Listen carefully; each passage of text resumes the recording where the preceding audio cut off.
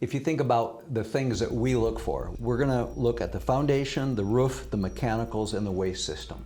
You just brought up two really good points. The first one you said is that line, that's the responsibility of the homeowner. And they actually own that line.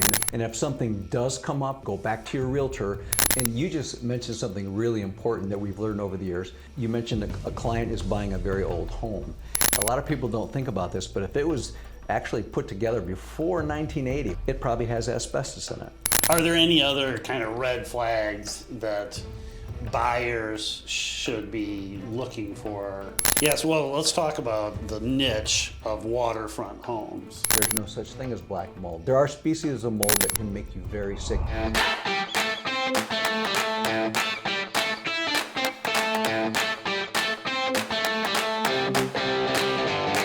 Tim, for joining us. We're rolling, so let's get going. All right, thanks, Andrew. Good to see you. Thanks for having me come in. Look at that, lasted a half a second.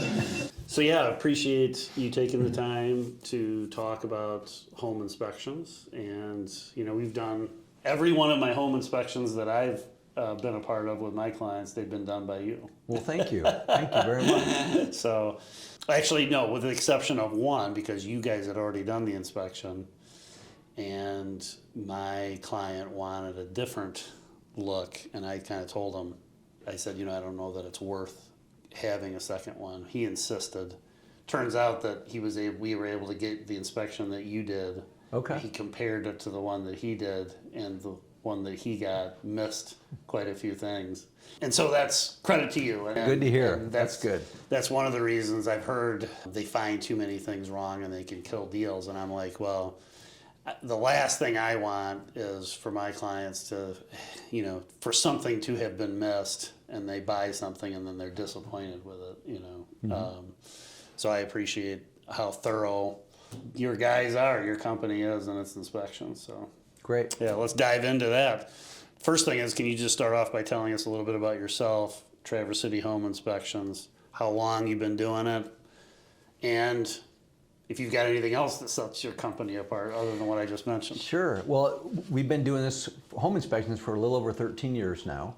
And I got it in it at that time. I actually had a friend that was getting out of the business. He was about 10 years senior to me. He'd been an inspector for many years. And we were just talking over lunch one day, and he talked to me about it. I have a building background, and it was a good fit for us. I'm fortunate in that I have a number of gentlemen that work for me as home inspectors that have been with me for many years, almost since the beginning. So all my guys have been with me for a long time. And as far as what makes us a little different, I've always prided myself in getting people to work for me that have different backgrounds. So for example, I have an HVAC technician that works for me. He's an excellent young man, does a lot of inspections, really good, has a lot of attention to detail. He does radon mitigation for us as well. And his name's Evan, and Evan is fantastic. I have another gentleman that has a really strong background in water and water quality, and systems that you'd put in a home to reduce the iron content. He's just excellent. And it seems to be, the longer we're in business, that comes up more and more, Sander, that water is a big, big concern for a lot of people. Maybe they didn't grow up in the Traverse City area. We take our water and our resources for granted. A lot of other people from other parts of the country, they don't. And then when they come to this area and see all this fresh water, they want to know, is it safe to drink? So that's another background that we have. And then I have another gentleman that has a strong background in roofing. He's done roofing for years, and he's an inspector now.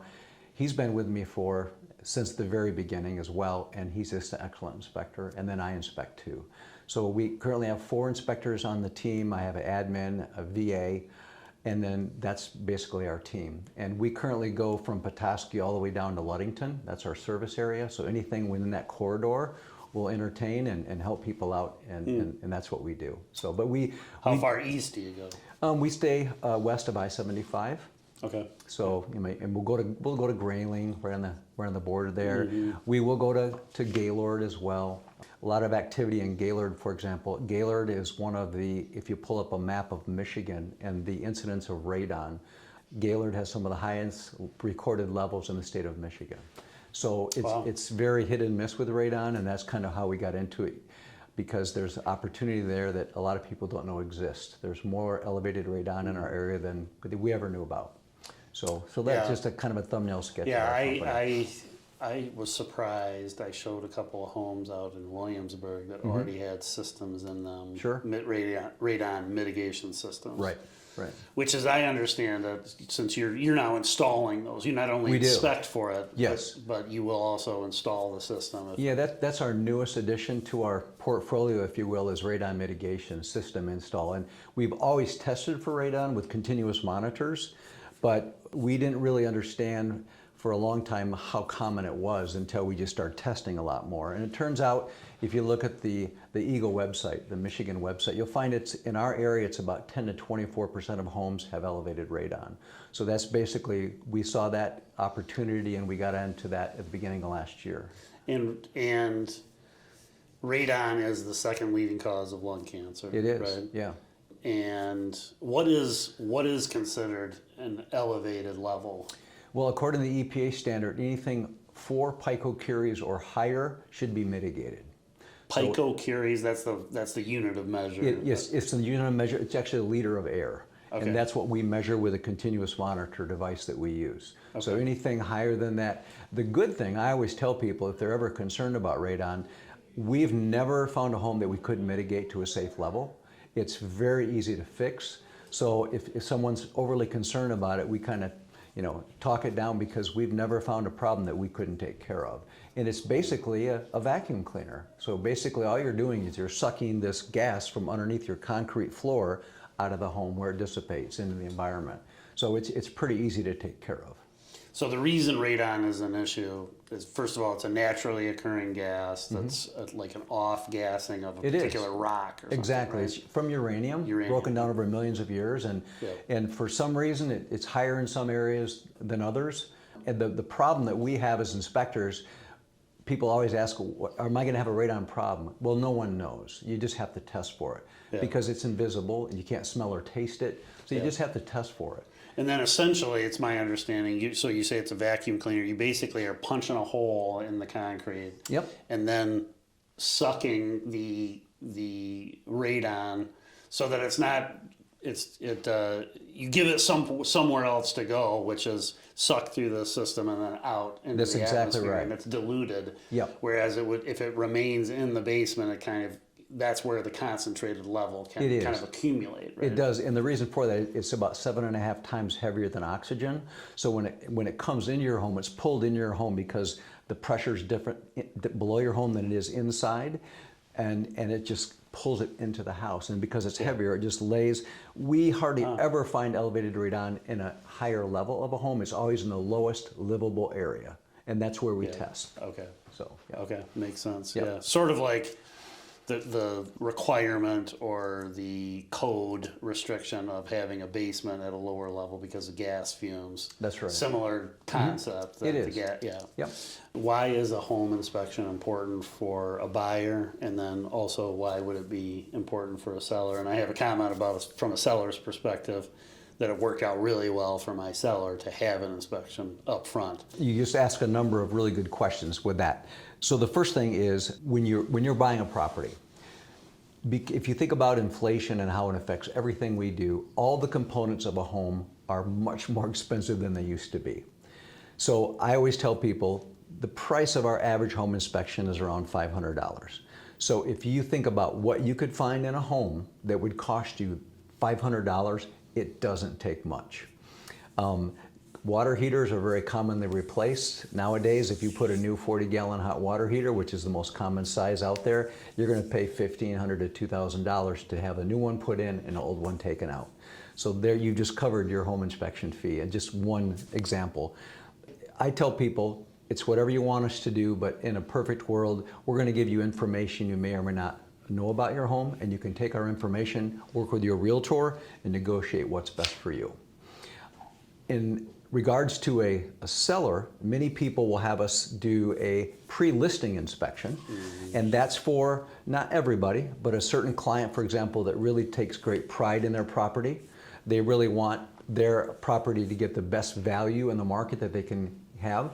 So what we'll do is we will perform a similar inspection. We'll go through the house, we'll point out things that might need to be upgraded or repaired, and before that home actually goes to market, the home is ready for sale. And that we've learned over the years that will eliminate a lot of give and take from the buyer and the seller that can occur. It just makes the transaction run much smoother. Yeah, and it was actually my brother was my client in this case, and we anticipated a bidding war just because of where the market was at that time. Mm-hmm.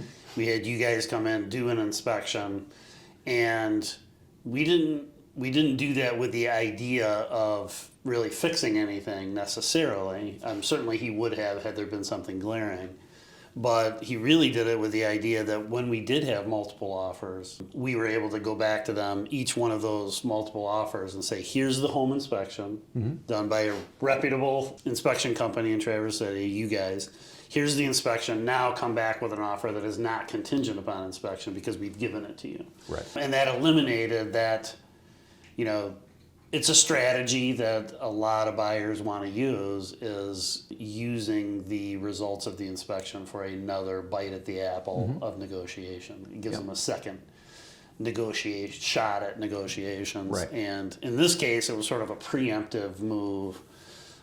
As a real estate agent, if I'm representing a buyer, my strategies are going to be different than when I'm representing a seller. And in Absolutely. this case, we wanted to kind of use it as a way to avoid that second Totally negotiation session. So the most common issues you encounter during home inspections in the areas that you cover, and have you ever found a perfect home? Close. Really? Yeah. Oh, absolutely. That's a great question, and I get it often. I think if you think about the things that we look for, what are the most common things? And I always tell people there's 4 of them for the most part. So if you think about any home, and we do commercial properties too, so this would fit in that arena as well. But if you think about most properties, we're going to look at the foundation, the roof, the mechanicals, and the waste system. So those are the big 4. If those 4 components of the property are in good shape, you probably have a pretty good house. Now there's a lot of things that cost money, as you well know, windows, appliances, you can throw a lot of things into that mix. But those 4 things that we really want to give a lot of attention to so that we know those are in good condition. And as far as what impacts those things the most, it's water. So you think about anything in our environment, it always comes down to water. Water moves foundation walls. Water causes roof leaks. There's all kinds of things that can occur because of water, and that's the biggest concern that we have. Do you see, speaking of water, do you see issues where there's not gutters installed in the home and there really should have been, because over time water is shedding off of the roof, hitting a deck and splashing back? Absolutely. Should that be kind of a red flag for a buyer, the Absolutely. lack of gutters? And that's something that you don't have to be a home inspector. You could be a realtor like you could be a home buyer. When you first go to a property, I always tell people, look at the grading around the foundation walls and look for a good drainage system around, like a gutter system with downspouts. I would say the majority of homes, when we go in them, if there's a damp basement, it's because of lack of proper grading and a lack of a gutter system. And those are 2 pretty darn easy things to fix.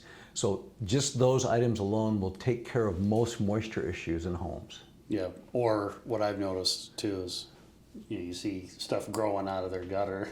Yeah. Because they haven't cleaned the gutter If in you years. have trees and shrubs growing onto your gutter, that's a red flag. Yeah. Absolutely. Yeah. Yeah. And speaking of an inspection that you did in downtown Traverse City, and I've got a separate interview, when this is playing, I'll tag it. I'll have a card to take you to that clip from that video. But you guys did a sewer line inspection. This was a home that was connected to the Traverse City sewer system, so municipal sewer. But I think this is something that I always want to point out to my clients. They think, well, I don't have any waste worries because I'm connected to a municipal sewer, and they don't really realize that to get this waste from their home to the sewer main is the homeowner's responsibility. Absolutely. And we inspected that line and found that it was a new line up about halfway to the city main, and then the rest was old clay that was deteriorating. And that turned out to be we got 2 quotes. One was $14,000 and the other was $9,000. And it was a little more expensive because they had to shut down a city street. Oh, wow. because the sewer main was in the middle of the street, so they had to shut that down. Anyway, that cost $9,000. So to the point of the little bit of an add-on of getting that sewer line scoped, because you guys just send a little tool down there. We do. Right? We just put endoscopic camera down the line, and you just brought up two really good points. The first one you said is that line, that's the responsibility of the homeowner, and they actually own that line with the house. So the key date to remember is 1980 on the west side of the state. After or before 1980, most homes have the old clay tiles, unless they've been replaced, and they've been replaced, or the new ones have PVC pipes. We hardly ever see problems with PVC pipes, but the clay, as you know, what happens is it leaks over time. So it has 3-foot sections that they used to put it down with, and those sections leak. They almost always leak. The problem is tree roots in most cases. So are those tree roots that are close by, are they going to be attracted to that moisture? They're going to get in there, they're going to break those tiles. And that's what we're trying to avoid. Yeah. So, yeah. What should buyers expect during the home inspection process? Can you walk us through a typical inspection? Sure. So I think one of the most important things we do, either I answer the phone or my admin answers the phone, the first question, this is probably as far as having a successful experience or a nice experience from the home inspection, is to find out what concerns a client might have. I can just tell you 9 times out of 10, they're not a big deal. It's just probably something they had happen in a previous property they owned, and they don't want to go through that experience again. So we try to find that out. A lot of people say, I don't have any concerns, everything looked good. But if there is something, we want to make sure we address it during the inspection so we can put them at ease. And so that's the first thing. We want to get as much information from the client as we can. And then we encourage people to attend their inspection. It doesn't always work. It's always a good idea if they're out of town that they have a friend or relative come on their behalf. That's helpful too. Even if they don't come, what we'll do is we'll follow it up with a phone call when we send the report out. We usually send our reports out about 1 hour after the inspection, so it's a very quick process. But we want them to have as much information as they need. If anyone ever backs out of a deal, we don't know, we don't always get that information. So we want to stay close to people and find out if we can help them along the way. And if something does come up that concerns them, what I always tell people is, we're just the inspectors, we report on what we find, you take that information, go back to your realtor's the expert, that's why you hired them, they're going to work on your behalf. And a lot of people for some reason forget that, but we want them to stay engaged with you so that they're helped, and then it goes from there. So that's pretty much what we do. So Yeah. And then a kind of a, when you talk about that back and forth, what often happens, at least when I'm helping my clients, because my son's a licensed builder, my oldest, who's going to give me my second grandchild here soon, and my younger son's a house painter, and then I've also got connections with, I'll call Story Roofing, for example, if there's a concern about roofing, because often, like you guys just did a home inspection on a really, I think it was built in the 1860s in Northport. It was one of the original homes. Sure. And it had a lot of stuff going on with the roof. And they wanted to know, okay, if I have to replace the roof, how much is that going to cost? Sure. So it does often lead to get that inspection report, and it often leads to work that I'm doing on behalf of my clients to ascertain, getting quotes to address the various defects that you found during your inspection. And you just mentioned something really important that we've learned over the years. You mentioned a client is buying a very old home. And so a lot of times when we consult with a client for the first time over the phone, we'll say, and we'll pull it up on MLS and we'll go through the house, the pictures that are available online. We'll often ask people, have you ever lived in an old home before? And people will say no. And I say, let me help you with that. Because when you go to an older home, chances are the floors may not be perfectly level. There might be some older windows in the house. There might be, I don't know, we'll find out, but there might not be adequate insulation by today's standards. However, all those things, they don't make it a bad home. They could be a beautiful home, we don't know, but just kind of let people know that this is common in older homes. This is what, and I tell people this all the time, the home you're buying that was built in 1900, it's going to be there when you and I are gone. So just keep all that in mind. It's really important to set expectations. Yeah, I bought, this was before I was a real estate agent, I bought a bank-owned home in the village of Northport on the floors in it were crowned like this. Sure. And, you know, it had all kinds of, it had a lot of issues, and I tore the carpeting out. Brought my father-in-law, my son would have been long before he was, this is 20 years ago. My father-in-law is also an old crusty contractor. Brought him in, and he says, he actually, you know the building, the Harbor House in Leland? He actually leveled the Harbor House. Okay. He's really, his niche was really working with a lot of these old homes, old structures. And he came in and he said, don't do a thing to it. It has settled. It's solid where it's settled to its final destination. If you try to jack it, you could be creating all kinds of different problems. So he's like, learn to love the slope floor. You know? Well, you know, you're talking about some really good things, because just talking more about older homes, going down into that category a little bit more, if you will. A lot of times when you're doing an older home, a lot of people don't think about this, but if it was actually put together before 1980, which isn't very long ago in my life, it probably has asbestos in it. Doesn't make it a bad home. People get so freaked out about things like asbestos. We tell people it's real simple. As long as it's not friable, that means it's not going to become airborne. As long as it's not flaking down, it's not considered a health concern by the EPA.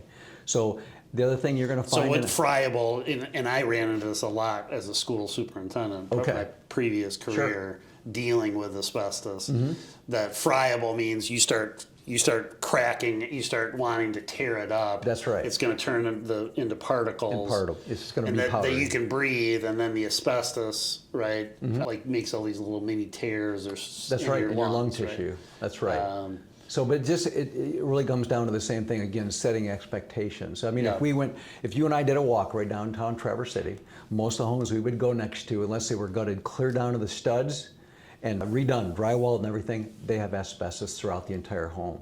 And it doesn't make it a bad home. It's been estimated that 50% of homes in the United States have asbestos in them. So you just, like to your point though, if you are gonna do a lot of remodeling, if you're gonna, you know, sand the walls, those kind of things, you're gonna make it friable, then you need to take preventative care when you do that. But for most homes, you're gonna be perfectly fine. Is it true that asbestos can also be in like the popcorn ceiling? There are so many building materials where asbestos is involved. Popcorn ceilings, ceiling tiles, floor tiles, ductwork. That's the more common one that a lot of people identify as that manila wrap on ductwork. Yeah. It's all asbestos wrap. The reason they used it years ago is because the darn stuff lasts. It just lasts forever, and that's why. And it won't burn. And it won't burn. So it was a safe. They thought it was a safe product when they installed it, and that was the mindset behind it. But nowadays we get the clients that ask the most questions about contaminants are young moms with children. They're educated, they read a lot, and they love their kids. So that makes sense. Yeah. Speaking of that, I sold a house on 7th Street to a client, and there was asbestos in one of the upstairs bathrooms, and she had that mitigated upstairs bedrooms. Did I say bathroom? Bedroom. And it was a sizable bedroom. I mean, it was as big as this room, you know. Sure. I'd say probably 10 by 15. And it cost a couple $1,000s to have it. Sure. You know, she wanted it professionally done by a company. My dad would playfully say it's, you know, about other things that were always frustrating, whether it was a car or whatever. He'd say, well, it's nothing that several $1,000s won't fix, right? Well, that's several $100s. That's the thing we have to always remember. Every client has different needs that we work with, and what one client likes, it's not a big deal for somebody else. So again, it's setting expectations and we tell people this often. It really comes down to your budget and what your budget will allow you to do. Yeah. You know, Yeah. everything's fixable. Yeah. Okay, we've already kind of talked about some red flags like gutters, the lack of gutters, or gutters that trees are growing out of. Or are there any other kind of red flags that buyers should be looking for? Well, you know, prior to making an offer. Sure. You know. Well, I think the main one is give the house a good look. If there's any moisture in the basement, that's something that needs to be further evaluated. If there's grading, gutter issues, sloping issues around the home, that's something that's going to affect the foundation. Those are really helpful things. And if there's no snow on the roof, I mean, anybody can look at a roof surface from the ground and see if anything's curling or cupping up there, if there's asphalt shingle. And that's always helpful to know too. Sometimes we don't get information from anybody as far as how old a roof is. The current buyer or the current seller, may not remember when they put the roof on. That's very common. Time gets away from us, but I always tell my clients, work with your realtor closely, ask as many questions as you can. They can sometimes get information from the listing agent. Another category that you don't want to forget about is the waste system. So find out if it's a municipal system, is there any records on cleaning and maintenance of the sewer line? If it's a private septic, do you have any pumping record? When was it pumped last? So those are, and if you think about... Why is that? So I had a septic pumper, Hodak up there in Leon. He told me that a properly operating septic system should never have to be pumped. But then that I guess that's the key caveat: properly operating. That's right. Because a lot of what we put in to our soaps and shampoos and laundry detergent and everything work against the bacteria. That's right. Doing its job in the septic system. It's recommended, I think, once every 5 years to have it pumped. Well, it comes down to usage. I mean, certainly if you have just 2 people living in a home, they could probably go a much longer period of time than a family of 4. Yeah. So it comes down to usage. The biggest concern when you don't pump a septic tank is there's always the possibility of solids plugging up the system. They're going to try to get out of that tank. Some if they get too full, they could be at the top and they can get into the drain field or the plumbing going to the drain field, and then you have an expensive repair. So that's really the biggest. And then it comes down to, like a foundation, it comes down to tree roots. The biggest failure of a waste system is really tree roots in many cases. So you want to, when you open up the tanks to pump them, you're going to look for tree roots. You're going to do core samples of the drain field. That's what we do. And you're going to rule out those kind of problems. And if you have a septic system that's failed, 9 times out of 10 it's tree roots. Yeah, and they've just been allowed to grow. The trees weren't cut back. The shrubs were planted too close to the system, and it causes problems. Yeah. Okay. So since we're talking about the waste system in Leelanau County, as an example, and Benzie County, there's a countywide ordinance where the health department officials are conducting a septic inspection and a well inspection, which is really more, it's not really a well inspection so much as it's water testing. It's a water test. Right. They do a bacteria and nitrate water test in Leelanau and Benzie County. And that's kind of their standard, their protocol before a home is sold. That's what has to happen. Yeah, okay. And I had a client that you guys did more extensive water testing because she wanted to know more than just bacteria and nitrates, you said. Correct. There. Yep. She was looking at PFAS, I think, and some other things. What are some add-ons that you've done in terms of trying to make that clients have asked you to do, or that, depending on their level of concern, that you're capable of having done for clients in terms of water testing? So we basically use a number of laboratories. They're all state certified laboratories that do the water testing for us. So we do the draw, we take the sample to the laboratory, and in a few days we get a report. But to answer your question specifically, bacteria and nitrates are the most common. That's what the health departments recommend, because bacteria, you're not allowed to have any bacteria in your water that you drink. It can make you sick. The main one that a lot of people identify is called E. coli. That's found in the gut of warm mammals, and that can make you really, really sick. So you rule that out. And then the nitrate level is important for children's cognitive development. If you have an elevated nitrate over 10 parts per million, it can affect children's ability to learn and to concentrate on those kind of things. In addition to that, if a client wants us to, we will do a lead test on the water. Even though I'll knock on the wood here, we've never found lead in well water, but it could happen. It's just a matter of time maybe, but that's one thing that we do. A lot of VA loans require, for example, a lead test on the water.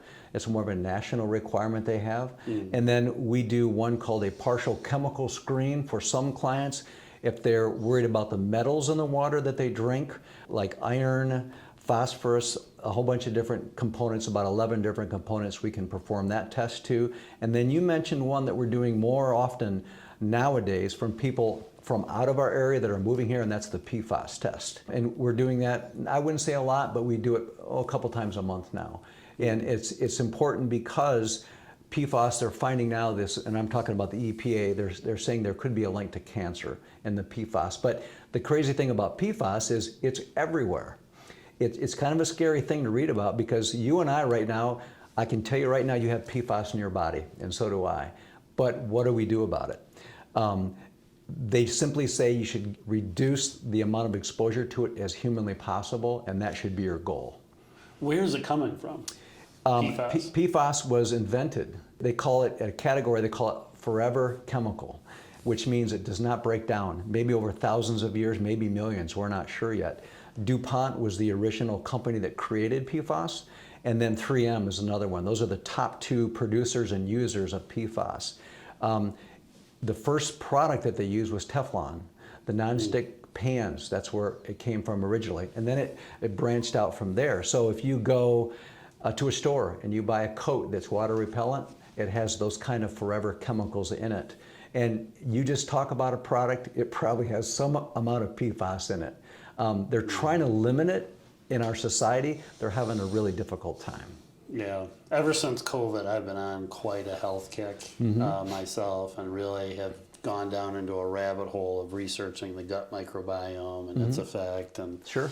And that led me to ditching all my Teflon pans, and I've got the old cast iron. Right.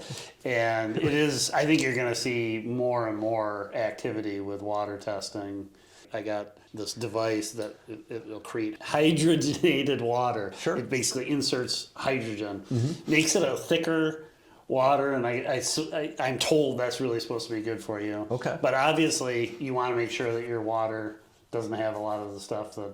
And we're getting more interest, and that's why it's a benefit that we have is, like I told you, one of my inspectors has a strong background in water quality and water softening systems and those kind of things. But as we continue to do more home inspections for people from different parts of the country or even different parts of the world, they do require or request a lot of water testing. Yeah. Yep. Yes, well, let's talk about the niche of waterfront homes. And are there specific other things that you're looking for in terms of when you inspect a waterfront property? It's kind of a unique segment. Is there something different that buyers need to be aware of when looking at a waterfront home, and what should be inspected? That's a great question. We do a lot of waterfront properties, and I think the number one thing I think about is ground cover. So you're always worried about erosion when you have waterfront property. The one question people ask us all the time that we have to punt on, and it's mainly a God question, and that is, do I have to worry about erosion here? And the answer is you certainly do. And as far as the level of that water, it's anyone's guess. It's going to go up and down. It's going to recede over time. The main thing you can do as a homeowner on a waterfront property is make sure you have good foliage, good ground cover.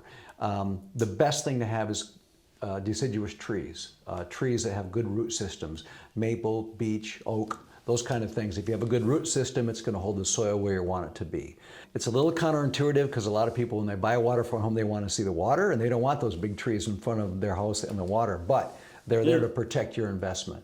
So keep that in mind. There's a lot of shrubs that have good root systems too, but those are kind of things we evaluate when we see a home. We want to make sure we look up at the canopy of that tree and make sure they're in good, healthy condition.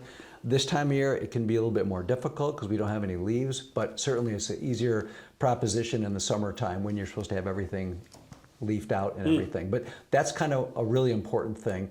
And then I would say second to that, as far as importance, would be just the dampness of the soil around that home.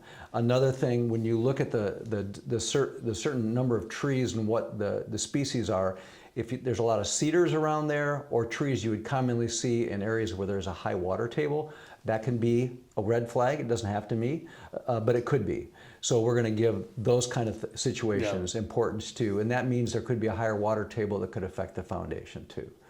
In a lot of waterfront homes, if there is a high water table, you'll see a system called a water containment system, and there's a number of companies in our area that install those, and they're basically a way that home has a system to release the hydrostatic pressure, so the water's coming in that home and then it's pushed out.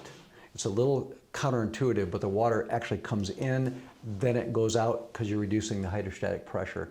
Those can be common in a high water table area too. So there's a number of things. It always comes down to roots and water in waterfront homes. Yeah, those are all important things.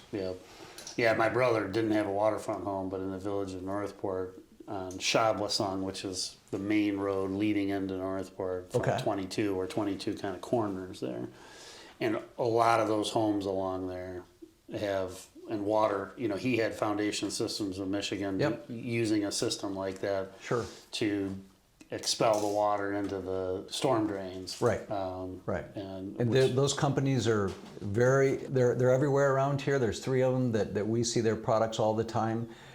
They're pretty good systems. The things that we find from time to time where they'll be compromised is the seams of the membrane can give way, and water will be allowed at that point to get inside and on top of the penetration or the covering, and then they need to be resealed. But they're pretty good systems. Yeah, it was interesting that you could have eaten off the floor in Yeah. his crawl space. It was a crawl space. Yep. So clean down there. But what was interesting was that he spent a fair amount of money getting that all set, and it was funny that a number of buyers were very, very concerned by that. Right. Well, it's 'Cause, something that a lot of people. it must have been a big deal for you to go to this trouble, and my brother was more like, it really wasn't. Right. He's just one of these guys that's going to do it right, Well, no, that's a great point. I think a lot of times people just need to be educated on what they are, how they work. Yeah. And a lot of people, they've never seen those before. If you come into a property and you see that for the first time, they're going to say, what is this? There's Yeah. something wrong here. Yeah. But as long as, the main thing to know, the systems are very resilient and they usually have a transferable warranty. So if you're buying a home with that type of system and you love the home, just consult with your realtor, have them work on your behalf and get that transferable warranty so you're covered, so that the new person that owns that home knows how to maintain it and take care of it. Yeah, good point. And we did do that. There was a Good. transferable warranty in my brother's case, and we did get that transferred to the new owner, Yep. who I just saw at the Santa Claus visiting Northport. I just saw that new owner. Well, it was not represented by me. It was Okay. but she's like, "You're Sander, and we bought the house through." I'm like, "Yeah, great. You like it?" And he's like, "Oh, we love it." Great. That's always good, even though it wasn't my client. Sure. You still want people to be happy with the Right. home that they buy. Exactly. So What about? I'm thinking about homes on Lake Michigan versus a little more sheltered, like a bay or an inland lake. A home on Lake Michigan with the wind, I would think that the siding, I would think that you'd have, depending of course on its proximity, but I would think that there'd be some issues there to consider. Well, the main thing is when you're setting in a home up on the bluff, if you don't have really good insulation in those walls, if you don't have any really nicely installed windows, you're going to feel it inside, especially in the dead of winter. Yeah. So the one thing that we like to use is something called the infrared camera. And so when we're in the home, and it's actually the best time to do it is when it's cold, because you have a temperature differential between the inside and outside. You can scan the walls and you can check for voids of insulation in the wall cavities, and you can see if there's any air leaks around those windows. That's really important when you're up on a bluff and there's a lot of wind coming through that home. So those are something we can look at, and that's really important to do. Yeah. Okay. So more heat loss than necessarily Yes. water.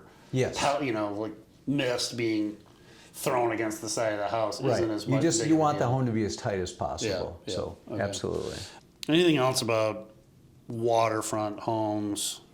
We just talked about one of my questions here: the bluff versus direct water access. I think if you rule out the things we talked about and include in the inspection that we do, the condition of the trees, are they diseased? Do they look like they're in good shape? Do they appear to have good root system? There's no visible erosion next to the water. Do that, and then everything else would probably pretty much follow a normal home inspection. Yeah. So let's talk about the scope too of the home inspection, because one of the things that I try to educate my clients on is, with Traverse City home inspections, you're going to come in and inspect the components of the home. You're not actually inspecting the trees though for root systems. Those are No. things you're just saying that Yeah, they we- should keep in mind. we- That's not a part of your inspection. Well, what we do is if we see a tree between the house and the waterfront, this obviously decayed, or it's got some kind of unusual growth to it that doesn't look healthy, we're going to point that at the inspection, just to let people know that you might want to keep in mind this tree is probably going to have to be replaced in a short period of time, possibly. You're going to want to budget for some new trees or some new growth to keep that soil secure. Yeah. Okay. Yeah. Yeah. Because the other thing that I try to educate my clients on is that the home inspector has certain things under their purview. They're not going to make a comment on what zoning allows or what the HOA allows, or in the case of a vacant lot, you guys probably wouldn't be doing any kind of inspection, right? No. What we're running into a lot is what you talked about. I've got a beautiful lot listed on Lake Michigan on Gills Pier. Okay. A lot of cedars, and there's a lot of questions about, well, what's the buildable envelope? What would I be able to? And some of the challenges that we're having with that is that, Michigan Eagle will really only answer questions based on a specific site plan proposed by an individual. So it's sort of this catch-22 that a prospective buyer can't really know what can be done until they make a pitch, right? And we've had a situation where you hire these consultants who, for years and years and years, have you hire them to come in and do a wetland assessment, and they've been surprised these last few years by the determination that's been made by Michigan Eagle. So they have built up this set of expectations that they've advised based on for decades.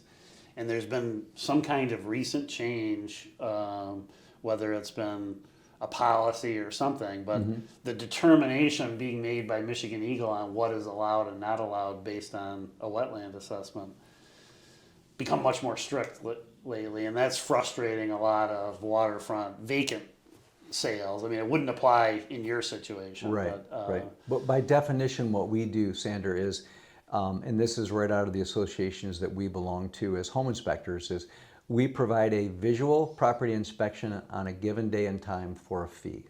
And that is the true definition of a home inspector. So that means it's the structure itself.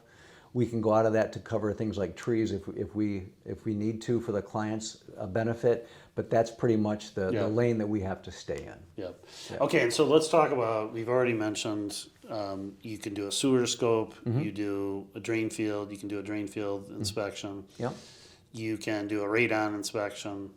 You've also, for different water testing, you did an indoor air quality for a client of mine. That falls into the category of mold testing. And that's another thing we're doing more than ever before because people have concerns about the air that they breathe.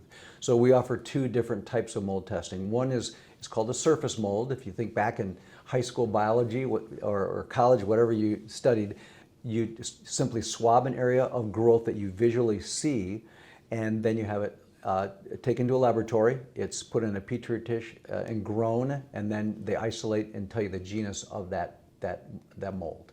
That's one test. And we use that primarily to eliminate any kind of toxic molds. So one of the misnomers that we hear every week in our business is a client will say, I think I have black mold. And we smile because there's no such thing as black mold. Black is a color. There's no such thing as black mold. But there are species of mold that can make you very sick. They give off things called mycotoxins, and they can make an average person very sick.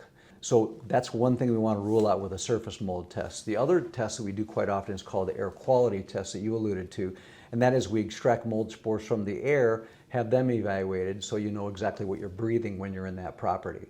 And again, it's like a surface test in that we break it down, we tell you all the different mold spores that are prevalent or common in the air, and then we provide those, and what we do is we call the client, because it's a scientific report, it can be kind of confusing for people that have never read them before, so we kind of go through it. And what I tell people is before we even do that, any of those mold tests, every home has mold in it. You and I, as we're talking, we're breathing mold, and we appear to be perfectly fine and healthy. But there are certain things we want to rule out. There's three that come to mind, maybe you've heard of them. One, every home in America, or at least every home that we've ever tested, has Aspergillus, Penicillium, Clostridium. Those three molds are everywhere in our environment. And for most people, they don't even bother us. They're part of our Penicillium is what a penicillin's made of. That's exactly right. Yeah, exactly. And it's everywhere. But even those mold spores in some homes and some clients, if they're really elevated, they can bother you. But in most cases, you just clean the house and it takes care of it. So, yeah. So I had a client who did not get a home inspection on a townhouse in Sugarloaf. Okay. And she, they basically felt like, well, it's a condo, right? Not as much to inspect, whatever. She's travels for her sales job. When she'd come home, she'd be home a day or two and start to break out in hives. As soon as she left for her sales job, she'd clear right up. Okay. End up finding out that there were leaks in the roof. Penicillium was growing in the walls. She found out that she was allergic. Didn't know this before. Okay. Which led to actually a claim against that property owner or the seller because he had not disclosed this, even though there was evidence within the last year of roofing contractors trying to address the issue. Sure. But that speaks to the point of people can assume that condos, because in most condos they're paying an assessment and the roof's taken care of. Right. Exactly. Other things are taken care of. But what comment would you have about the relative importance of inspecting condos? Well, the first thing I tell everybody, if you're buying a condo, great, but at a very minimum, you should get a copy of the bylaws and the minutes. And in those documentations, most of the time, if they're kept to date, they should have any kind of roofing repairs or any kind of unfunded repairs. So that's a very important term when you're buying a condo, to see if there's any unfunded repairs that might, in other words, the association's setting money aside for certain types of repairs. For example, that will come later. like a new roof. Okay. And those are really important things for a buyer to know, so that they can see if, hey, are those repairs going to be funded soon? So when I buy this unit, I'm not on the hook for $10,000. That doesn't happen often, but it could. So I just tell people, get as much information about the minutes of the bylaws so you know what you're responsible for and what the association takes care of. Yeah, okay. Yeah.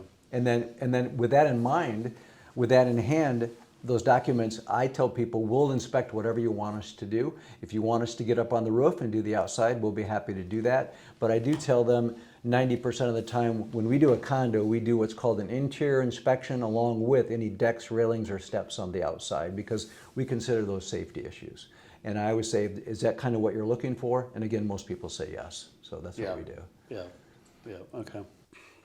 So have you run into anything surprising or unusual? This is story time for, extreme things that maybe you've discovered in inspections. I don't know if I can think of anything extreme. It's more, when I think of that question, it's more like people's needs and desires of a home they're buying. And I'll give you a story. This happened about 3 years ago. And it was a beautiful property on Lake Michigan. I think it was like in the $2.5 to $3 million price range. This couple were buying it. They were about my age, and they came to the house, very nice people, and the home was spotless. It was absolutely a beautiful home. And as we were going through the home, they made a number of comments about the home looks like a nice home. It had 2 gas forced air furnaces in the house.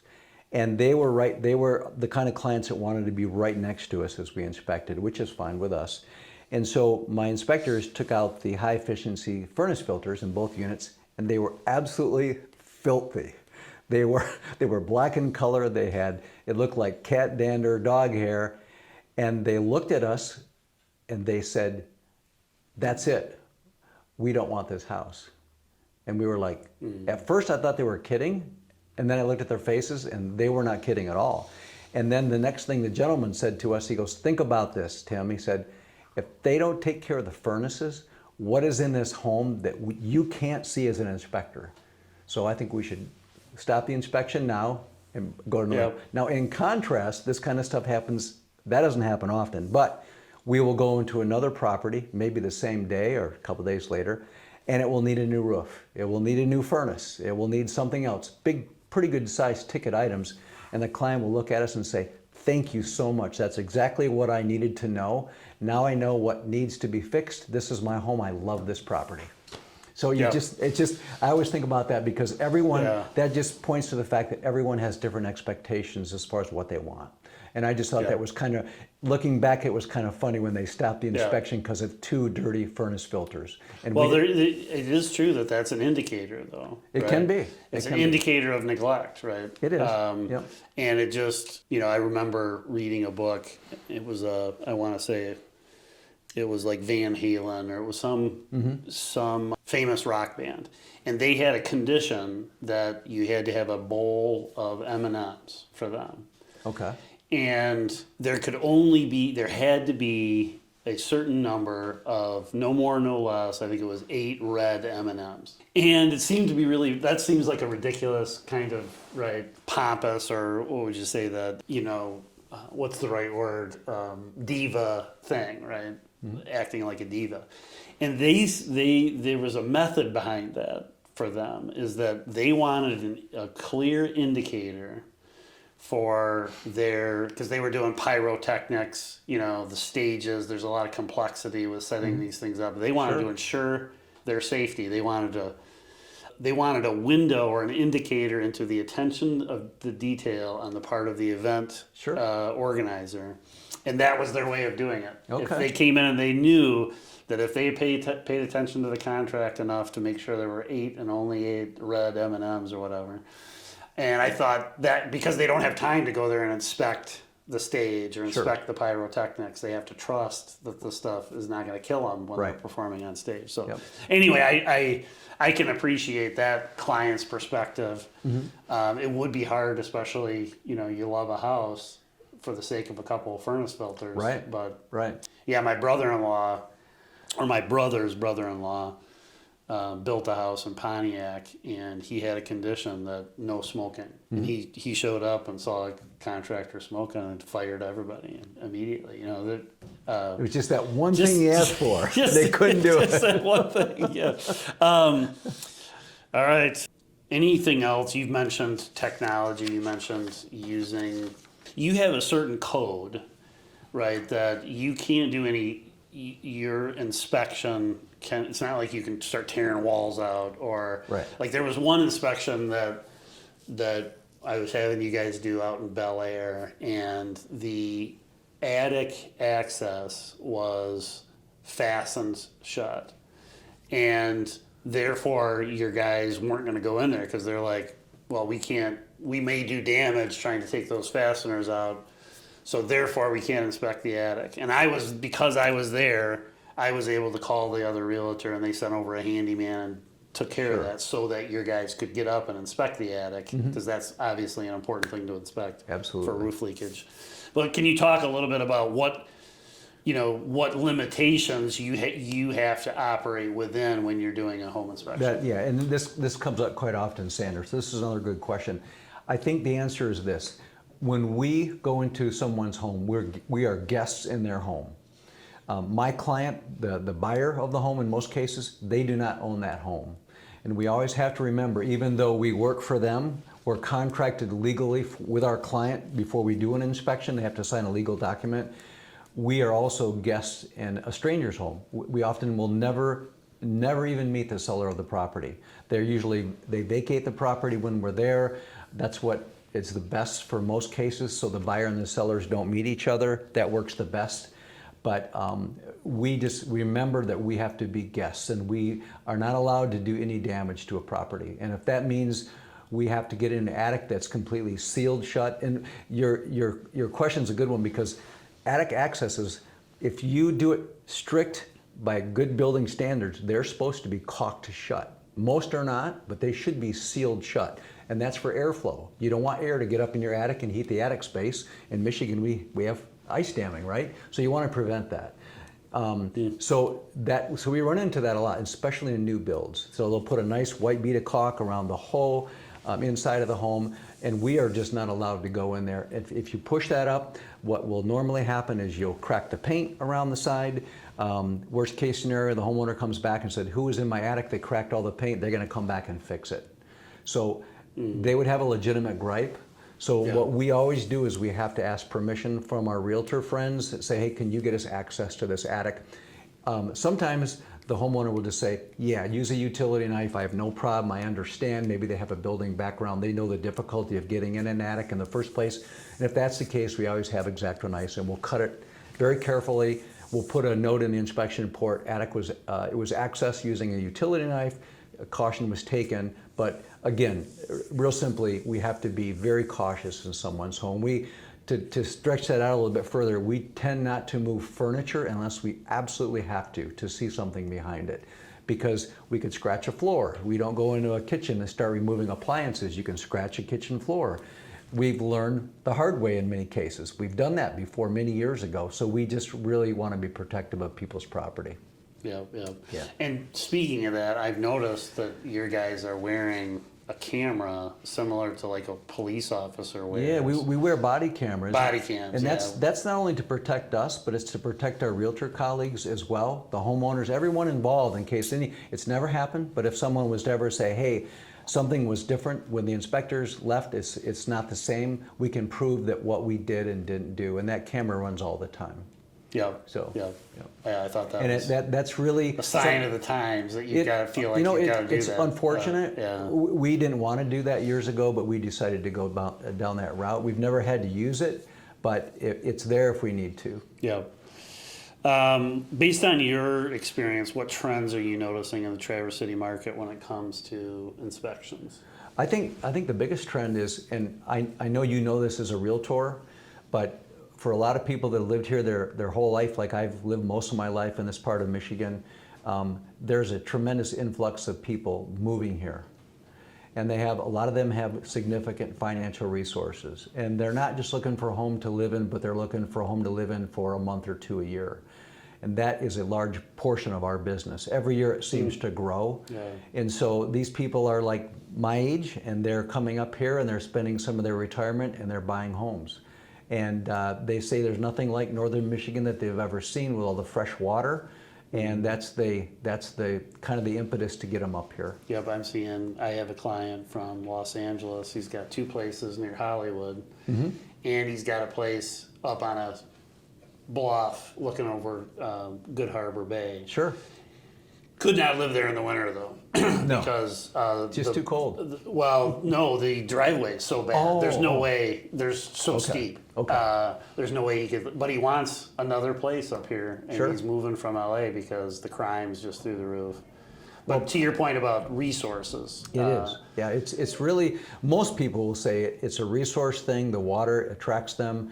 They say another thing too, that you and I are local people, so we have seen tremendous increases in our real estate values, but a lot of people from Chicago, New York City, LA, they say Traverse City is pretty inexpensive. Yeah, You know? if we've lived here all our life, we Right. disagree. But Right. compared to what they're coming from New York City Absolutely. or Yep. Chicago or in this case LA. Yep. And you just did. You mentioned before we got on camera. You just did an inspection at a $14 million home. $14 million in home. the Traverse City area. Yep, and it's the most expensive home in Michigan. It's funny, I have a group of home inspection owners that I talk to every Monday, so we can pull from each other's book of knowledge, if you will. And they were from areas this morning from Raleigh, they were from Minneapolis, St. Paul, I had one in Chicago, just really all over the Midwest and some areas south. And they said they had never seen a home at $14 million, and we had it right here at home. So Wow. that gives you an idea of the resources some of our buyers have today. Yeah. So Yeah. So you mentioned one of the preventatives in terms of maybe not inspections. We could just use your inspection knowledge to talk to people about just regular things to maintain the critical components of their home. And you mentioned getting the septic system pumped every 5 years. What could, another critical component is the roof. And I think I remember a recommendation that you have is making sure there's no trees within 10 feet, I think it was, of the roof. Yep, that's right. What are some other things when it comes to a roof system to try to get as much life out of those shingles as possible? So one of the easiest things you can do as a homeowner is keep the roof clean. And to your point, if you think about what happens in the environment after a rain, if you have shaded areas on your roof, it's not going to dry out very quickly. You're going to get lichen, you're going to get moss growth. Those two What's things. lichen? Lichen is That's staining. no, lichen is another growth that happens very similar to mold, but it basically, if it's allowed to grow like fungus on a roof, it will get underneath the shingle and lift it. And when it's lifted, then water can come in and do its dirty deed of getting in the house and getting in the attic. So lichen moss will grow when a roof is shaded a lot. So the easiest thing a homeowner can do is keep the trees cut back 10 to 12 feet to avoid any shading on a roof. That's really important. I tell this story often to my clients that it's not uncommon for us to go on a roof one day and it will be like a 10-year, 12-year-old roof, and the roof looks terrible. And then we'll go out on the same day, different roof, different home, 30-year-old roof, looks like it's brand new.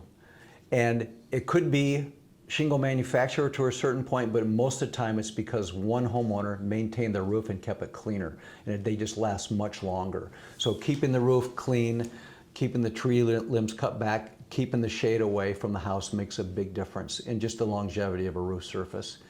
Do you have anything to say about those? There are certain strips, I'm trying to remember the name. Like zinc strips? Zinc strips, yeah. Yeah, those can help. They can help. Okay. I think my first point is more important to keep the shade, but that would be in addition to that. If you're, because I put those on my barn. I just did my roof on my barn about 5 years ago.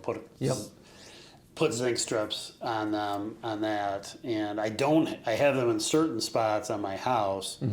And it has helped, but I'm also keeping it clean, keeping the stuff off. But, yeah, they're like a I live in a heavily wooded area, so there's more chance, of Yeah. kind of trapping that moisture. Absolutely. But those are just, it sounds important because we're talking about it, but those are things people just forget about. Homeowners forget about that all the time. And so that's a very common notation in an inspection report. Cut the trees back. Help extend the surface life of your roof. Okay. Yeah. What about the other critical components we've talked about? Septic, roof. What are some other maintenance things? Keep trees cut back from the foundation. You don't want tree roots pushing on your foundation walls. That's really important. When you're selling a home, to make it more attractive to the buyer, there's a lot of just really basic things that a lot of people often overlook. Things like changing light bulbs. Make sure the home is very well lit when somebody, I can't tell you how many times people go in a home and it's dark and they don't like it. Yeah. And it sounds really simple because we're talking about it, but it is very common that we run into that. Yeah, and the obsession that I've had to help some sellers overcome that. The amount of money for leaving the lights on when you're trying to sell your home, just turn all the lights on prior to the showing. Absolutely. And don't worry if they don't shut the lights off. Right. Well, you'll be home soon. You can shut them off. It's money well spent for sure. Yeah. And then just the cleanliness of the home in general. And then of course regular maintenance on changing those furnace filters. Furnace filters are a big one. One of the easiest thing you can do to extend the life of a gas forced air furnace is to change the darn furnace filter. Sounds really easy, and people will always want a guideline. What I tell people is this: it depends on a couple things. It's your lifestyle. If you have dogs and cats, you're going to have to change them more often. But if you're someone that doesn't have animals, you could probably wait 6 months to change a furnace filter. You have the little skinny fiberglass furnace filters, and then you have the high efficiency ones. The high efficiency ones usually will last longer, but when you do replace one of those thin furnace filters, always opt out or go to rather the pleated filters. They have more surface area, they'll take out more impurities of the air, and they're just better for your overall health. Pleated meaning kind of ribbed. Yes, you'll versus, just have, as opposed to the ones, just the little cheap ones you can see through. Yeah. Those really don't do a whole lot. Yeah. So. Yeah, it's funny that when I was first married and didn't have, I was teaching, my wife wasn't working, and I had to get the brakes replaced on my car. And I asked JP up there, JP Van Rolte at Van's Garage, I said, well, how long can I expect these brakes to last? And he said, all depends on how you drive, That's Sandy. right. Are you going to push all on the depends brake? on how you drive, That's right. And it took me a while, well, there has to be like a general rule. And he's like, actually, there's really not. If you're riding your brakes, you're going to go through them. It's really important, and we've learned this over the years. And I'm an animal lover, but I can tell you from experience, if people have cats or dogs that shed a lot, at a very minimum, clean your home to get rid of all that evidence before someone, because a lot of people don't like animals. A lot of people have never had a cat or a dog, and you don't want to turn them off from buying a home just because you have cat dander or dog hair on the floor. And we've seen it happen before. And we just shake our heads because, Yeah. you know, it's not a big deal. You clean it, take care of it. But a lot of people, that turns them off. Well, a horror story that I have from this was back before I was an agent. I was looking at buying kind of distressed properties or property, and this one literally the linoleum squished under my feet with pet urine. Okay. It was that, and my wife wouldn't walk in. Sure. It was that. Of course, I had morbid curiosity. I kept looking, but it was so bad. The squishiness saturated with pet urine, and then actually one of my former students, her husband, and she bought the place. Okay. And I went back to him afterward, and I said, "What on earth did you do? How?" Because I drive by and I see all the windows open, you know. And he said, "Well, I had to tear it down to the floor joists, Yep. and then I put kills on the floor joists To seal it, And he yeah. says, "Now you can't smell a thing." Yeah. You know. It's a lot of work to clean up after a cat house. It really, it can be. It can be. Yeah. And we don't have to belabor this issue, but we were talking about mold testing and air quality testing. Often we will find that a home is perfectly fine for mold, but I start quizzing people on their animals, and a lot of times they'll have a cat in the house that they never told us about, and that cat is bothering them, and they didn't even think about the cat dander. Cat dander bothers a lot of people. It makes them really sick. Yeah. So, Do you need to worry about, like, let's say in this kills example, or is that something you can test for in your air quality? What do they call that? VOX or the volatile organic compounds. Yeah. So, or what about inorganic compounds? Like, oh yeah. like, Well, so we don't have the ability to test for those in the air. What our air quality test does is we look for mold spores, mildew spores, and smut, which is something that comes from the outside. So those three things we can test for. Okay. But as far as we can do volatile organic compounds in drinking water, we test for that quite often. So that's kind of the boundaries of what we do. yeah, I'm just thinking about, like, if there's been serious chemical treatments or something. Right. Right. How, you know, there could be some more and more health concerns coming up. Could be some concerns about those. Is there a test that's available for people? There is, but I'm not schooled in it. I'm not Okay. knowledgeable about it. Yeah. Okay. Yeah. Is there anything that I haven't asked you that is really worth sharing? I think prospective buyers? you asked some very good questions. A lot of them are very common questions we get, and that's an indication of their importance from clients. They ask us those all the time.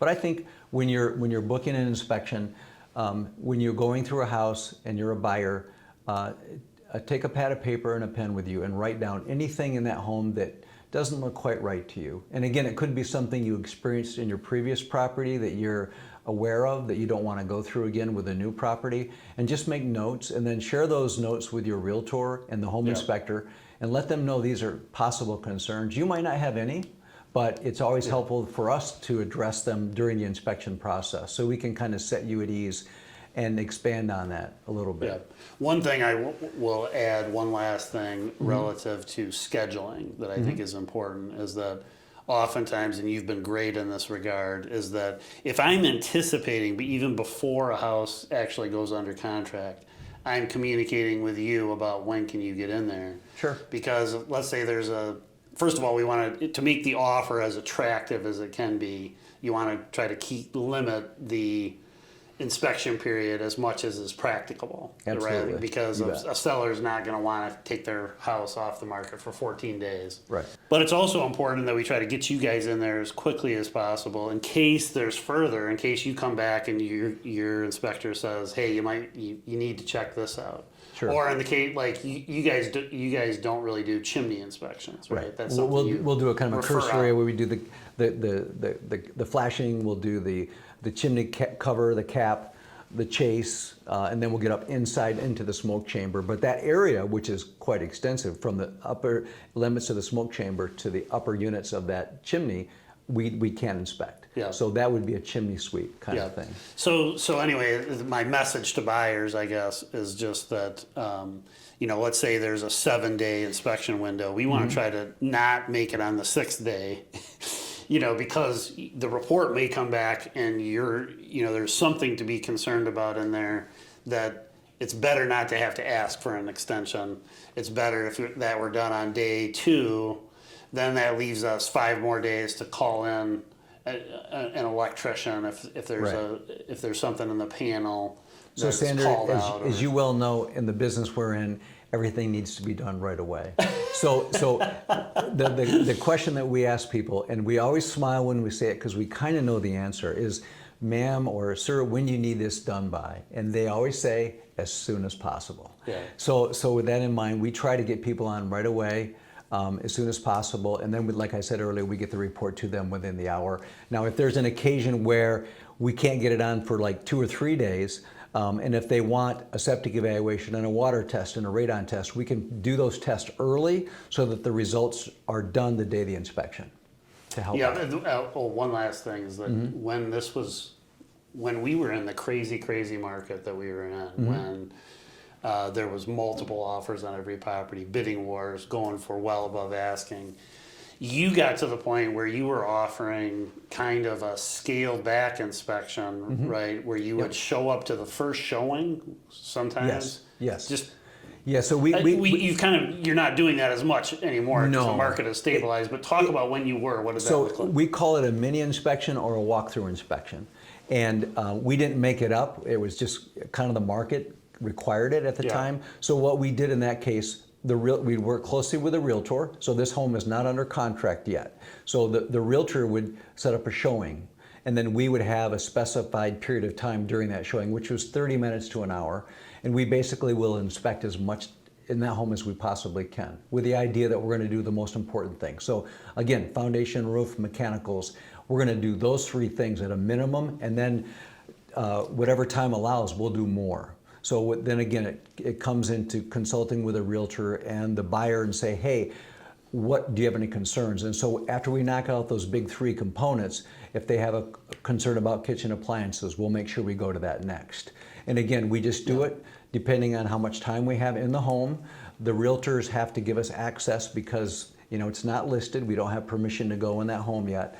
But they have to coordinate that, and we'll go do that. And it's usually a reduced. When you say it's not listed, you meant to say it's not yet under contract. That's right. It's not under contract. And this was a strategy buyers were using, and buyers agents were using, because they would have clients that were missing out on a lot of homes because they were making offers contingent upon inspections. Yes. This was a strategy to at least partially satisfy that they're not buying a lemon that's going to have a major expense. Right. They could deal with little knick-knacky things, but then they could make an offer that was not contingent upon inspections. And the nice thing about it just made the buyer feel more relaxed with their offer. Yeah. That they knew enough about the home to make a good decision. Yeah. Yeah. All right. All right, I think that does it. I know you've got to get on the road. Yeah, I do. Thanks, Ann. Thank you very much. Thank you. Yeah, Appreciate it. Good job, man. Appreciate it.